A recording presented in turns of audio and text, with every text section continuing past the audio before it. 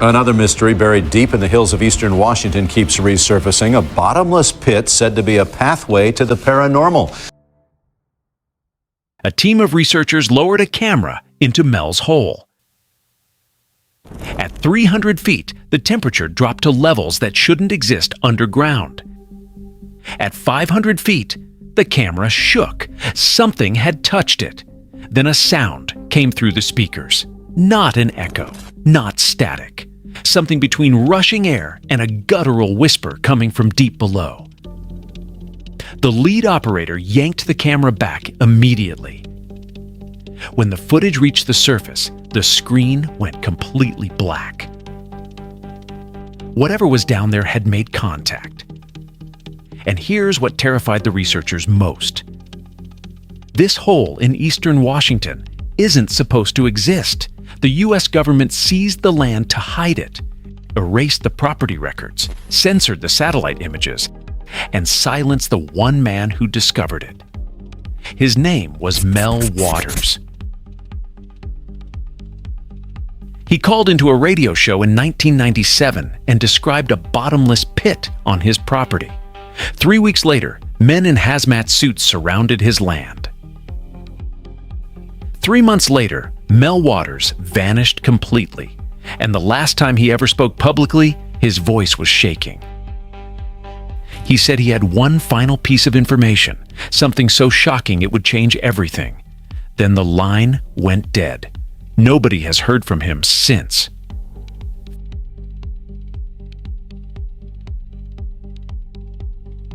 February 21st, 1997. A man named Mel Waters dialed into Coast to Coast AM, a late-night radio show dedicated to exploring the unexplained. His voice was calm, matter of fact. He wasn't performing. He wasn't sensationalizing. He was simply reporting. Mel told host Art Bell that he had a hole on his rural property near Ellensburg, Washington, a hole that had no bottom. Art Bell had heard strange stories before. That was his business. But something about Mel's delivery was different from every other caller he'd ever taken. He believed him. Mel explained that the hole had been there long before he owned the land. Local Native American tribes called it the Devil's Hole. They refused to go anywhere near it. They believed it was cursed. A place where forces beyond human understanding operated in the darkness below. Generation after generation, they avoided it completely. For decades before Mel acquired the property, local farmers and ranchers had used the hole as a dumping ground. Old appliances, broken furniture, dead livestock. No matter how much they threw in, the hole never filled. Nobody ever heard anything hit the bottom. Not an echo, not a splash, not a single sound of impact. Just silence. Deep, absolute, unnatural silence rising back up from the darkness.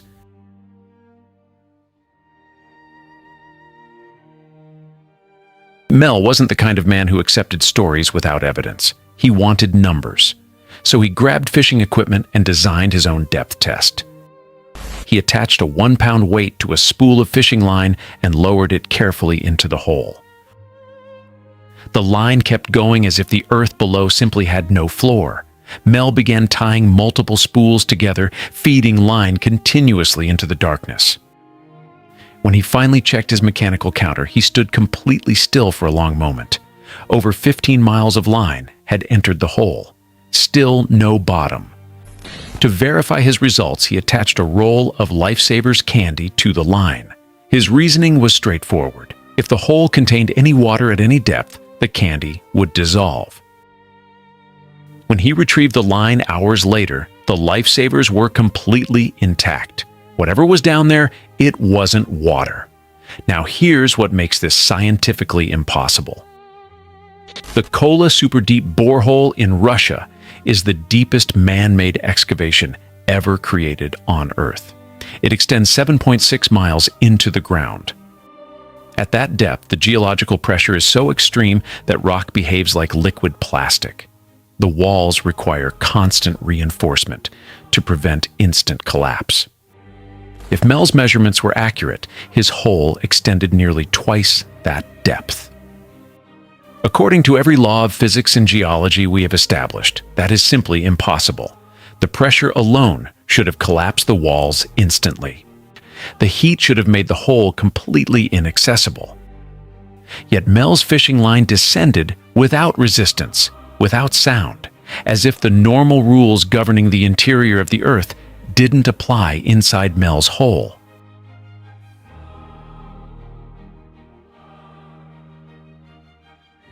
Before Mel ever lowered a single measuring line, the animals had already reached their own conclusions.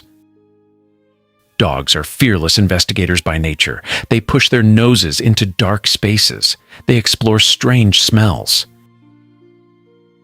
Every dog brought close to the pit refused to approach. Some barked and growled at something completely invisible to human eyes.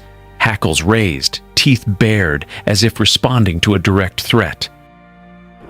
Others cowered desperately and pulled away from the edge as if something unseen was actively reaching toward them from below. Birds never landed on the rim. Insects stayed away from the surrounding area entirely. Even cattle grazing on Mel's land would instinctively route around a wide perimeter of the hole. No training, no fencing, no human instruction. They simply knew to stay back. And here's why that matters more than any measurement Mel ever took. Animals don't fabricate stories. They don't seek attention. They don't call into radio shows looking for 15 minutes of fame. They respond purely to what their senses detect. And every living creature with a survival instinct was detecting something deeply, fundamentally wrong, emanating from that hole.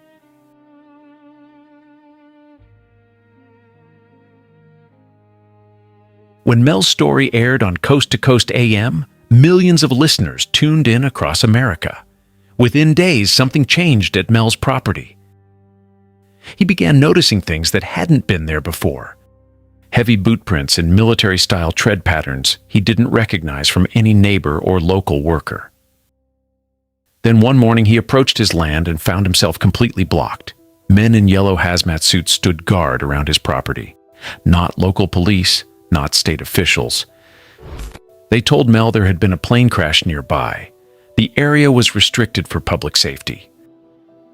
There was no wreckage, no emergency crews, no debris, no reports in any local news outlet anywhere in Washington state. No crash had happened. When he pushed back and demanded answers, the situation escalated rapidly. A group of men in military uniforms, accompanied by a plainclothed official, approached him directly. They made him an offer. Leave the United States immediately. Never return. Tell no one where you're going. In exchange, $250,000 per year, deposited reliably for the rest of his life. Mel hesitated, so they clarified the alternative. The official suggested calmly, they could discover an illegal drug operation on his property, the kind that carried decades in federal prison. The message was completely unmistakable. Take the money and disappear quietly, or we make you disappear anyway.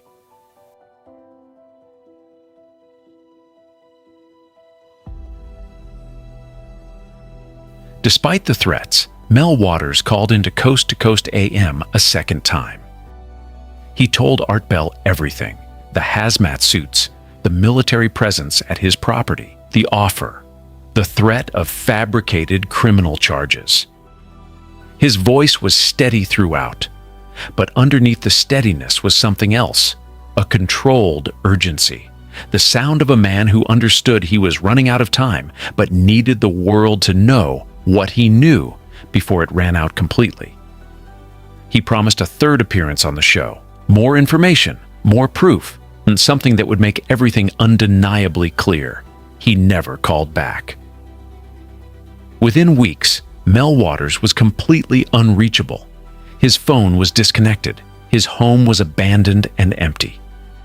Every record connecting him to his property, deeds, tax documents, ownership filings, vanished from public records as if they had never existed. Then the land itself was seized by the government. No official reason was given publicly. No legal proceedings were documented in any accessible record.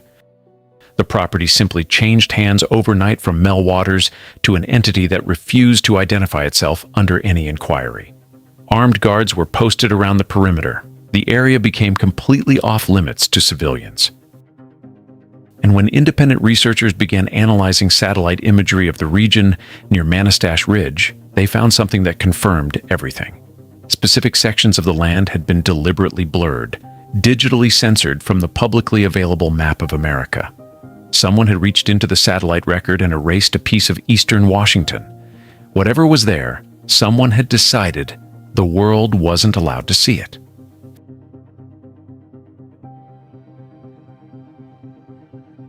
Five years after Mel's disappearance, a determined group of amateur explorers and paranormal investigators decided to find Mel's hole themselves. They had no exact coordinates. They relied on old radio interviews, pre-seizure satellite data, and accounts from locals who remembered the area before the government locked it down. The terrain had changed significantly. If federal agents had taken deliberate steps to conceal the hole, they might have filled it, covered it with artificial landscaping, or simply buried it under tons of earth. For days, the search seemed hopeless.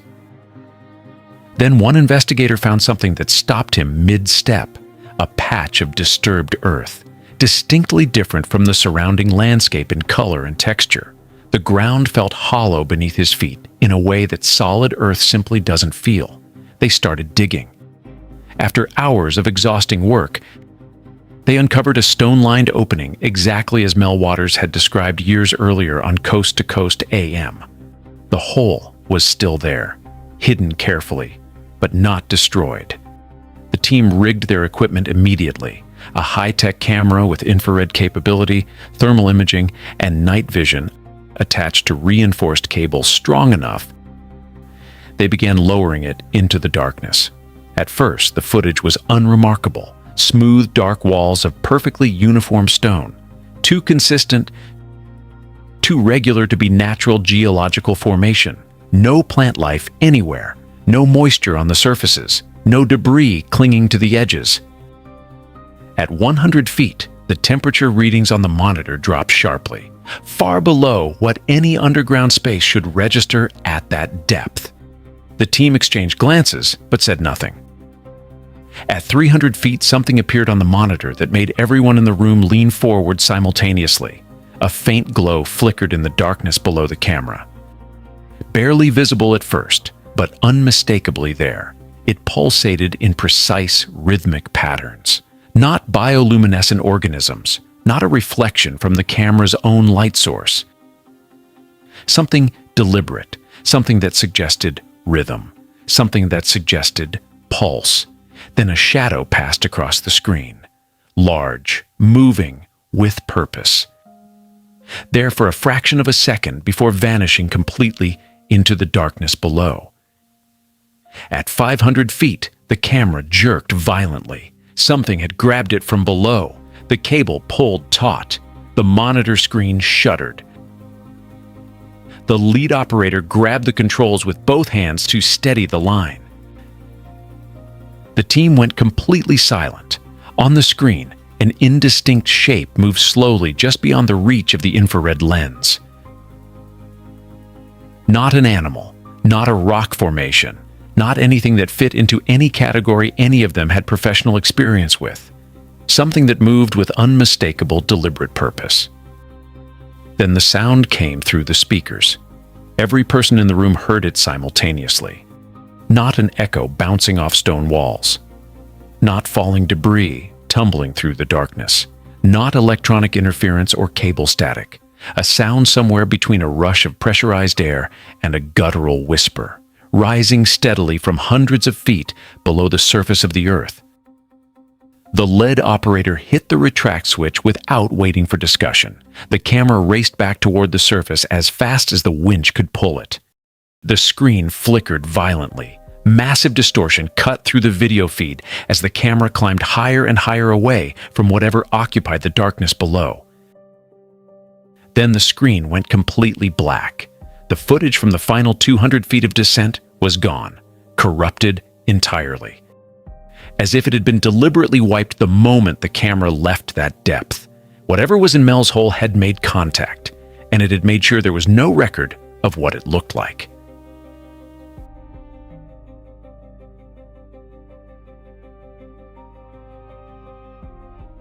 Before his first disappearance, Mel had mentioned something else entirely: a second hole. This one in Nevada. Native American elders had contacted him about it. Similar depth, similar behavior. But with one crucial difference from the Washington hole. This one had a metallic lining, smooth, precise. But Mel conducted experiments on the Nevada hole. The most disturbing involved a sheep. They rigged a harness, attached it to a rope, and carefully lowered the animal into the pit. The moment the sheep crossed the threshold of the hole, it began screaming.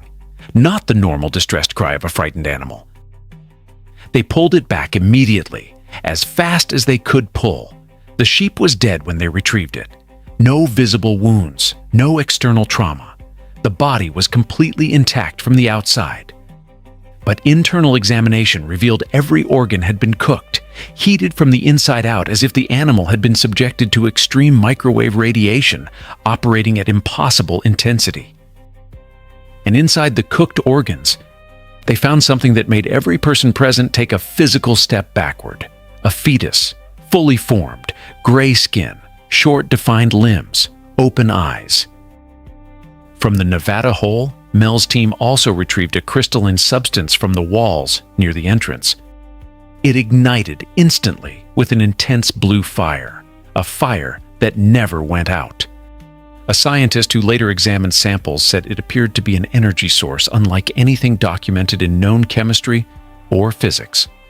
And that scientist's findings disappeared, along with the samples, along with any record that the experiment had ever taken place.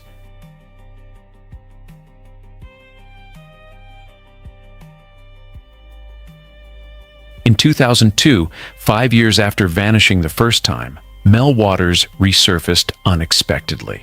He called into Coast to Coast AM one final time. His voice was completely different from either previous appearance, shaken, uncertain, as if he genuinely wasn't sure what had happened to him or how much time had actually passed since his disappearance. He claimed government agents had taken him, subjected him to procedures he couldn't remember with any clarity. He described waking in an unknown location with unexplained scars on his body he had never had before and an overwhelming feeling that he absolutely was not supposed to be making this call. He said both holes were not natural formations. He said there were more. Scattered across the world in locations that followed a pattern nobody had mapped yet. He said he had one final piece of information, something so significant it would reframe everything that had come before it. He said he would call back with it. He never did. That was the last transmission anyone ever received from Mel Waters. His phone went silent within hours of that final call. His location became completely unknown. Every subsequent attempt to reach him failed entirely. For the second time, Mel Waters was gone. Today, investigators still walk the wilderness around Manistash Ridge. They find nothing. The government maintains complete silence. Officials deny the hole ever existed, deny that any land seizure occurred for unusual reasons, deny that satellite images of the region were ever altered. And yet those satellite images remain blurred to this day. The land remains off limits and heavily monitored. Mel Waters remains missing. 3 possibilities exist, and none of them are comfortable. Mel Waters fabricated everything, invented a compelling story for radio entertainment, and disappeared when the attention became dangerous. Mel's hole is a genuine geological anomaly, something that defies our current understanding of what the Earth's interior is capable of producing. The government discovered it, recognized they couldn't explain it, and classified everything to prevent public panic. Or Mel's hole is something that doesn't fit neatly into either category. Something operating by rules that human science hasn't developed the vocabulary to describe yet. Here's the only thing we know with absolute certainty. A man reported a bottomless pit in eastern Washington. The United States government responded with hazmat suits, armed guards, land seizure, censored satellite images, and a direct financial threat. The man disappeared twice. And a team of researchers lowered a camera into something at 500 feet deep and pulled it back when something grabbed it from below. The screen went black. The footage was gone. Whatever is at the bottom of Mel's hole, someone with significant power decided the world wasn't ready to know what it was. And so far, whatever is down there seems perfectly content to stay hidden. Waiting. In the silence that swallows everything dropped into it, without making a single sound.